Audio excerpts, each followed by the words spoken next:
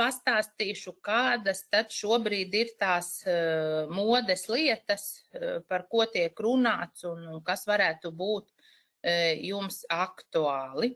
Arī izmainījās valsts ieņēmuma dienesta pieeja pārbaužu veikšanā. Noteikti arī saskārāties ar to, ka fiziskās personas ļoti lielā apmērā saņēma šīs vēstules par ienākumu precizēšanu un norēķinu kontos ienākošajām naudām. Tas attiecās it kā uz fiziskām personām, bet būtībā skar arī uzņēmumus izmaiņas šajā valsts ieņēmuma dienesta politikā, kā tiek veikti šie pārbaudes pasākumi.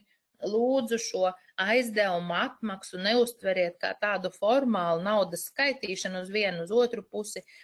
Tam ir jābūt reālam faktam, kad aizdevums ir atmaksāts, jo atcerieties, ka civillikumā ir aprakstīts tāds jēdziens kā darījums izskata pēc. Arī tas ir arguments valsts ieņēmuma dienestam, veicot savus pārrēķinus. Tātad uzmanīgi ar šiem periodiem. Izmaiņa gada pārskatu un konsolidēto gada pārskatu likumā, kad neto apgrozījums finanšu pārskatā bija jāatšifrē, izdalot ieņēmumus, neto ieņēmumus no sniegtajiem būvniecības pakalpojumiem. Tas ir nepieciešams būvniecības valsts.